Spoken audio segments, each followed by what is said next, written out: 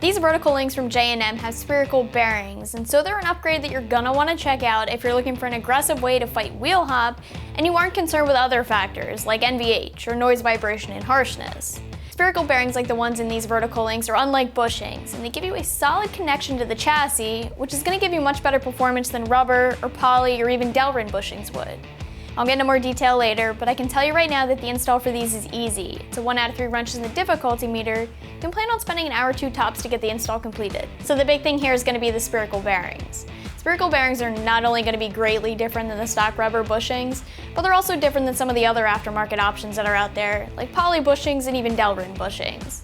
The bushings in your suspension components are such an important piece of the puzzle because it's the bushings that are going to see the force of the energy and the torque that you're trying to transfer to the ground.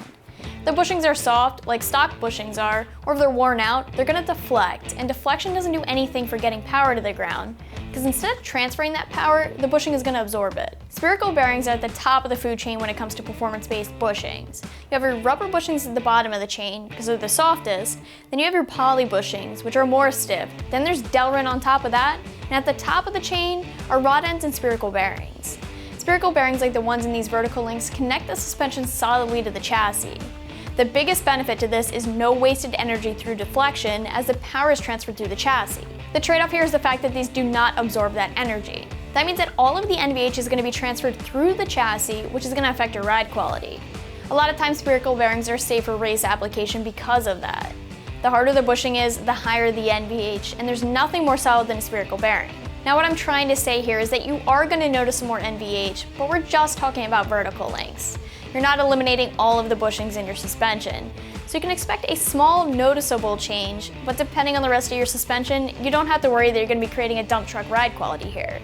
I just wanted you guys to be aware that there is going to be some more NVH due to the solid connection. General spherical bearing stuff aside, these particular links feature spherical bearings that are made from heat-treated steel and a chrome-plated ball.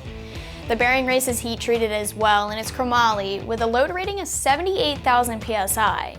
This load rating is higher than most other spherical bearings. Usually you're looking at 48,000 PSI instead. The bearing liner is not the typical PTFE liner either, but it's made from a thin sinter bronze wire with PTFE powder, which gives it a great load capability and longer wear. So basically, what you're looking at is an all-the-way around upgraded component.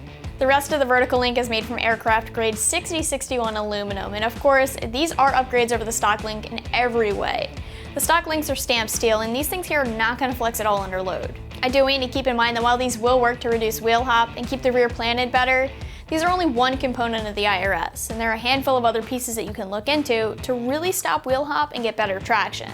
You can even start to get into things like cradle and diff bushings or even lockouts.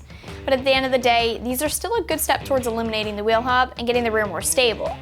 That means harder launches and keeping the suspension more consistent no matter what you're doing with your car. As far as price, you're looking at spending below the $200 mark for these, which makes them a more affordable option than your other spherical bearing offering. The BMR links cost over $250, but you always have the option of going with a different type of bushing setup, which will save you some money.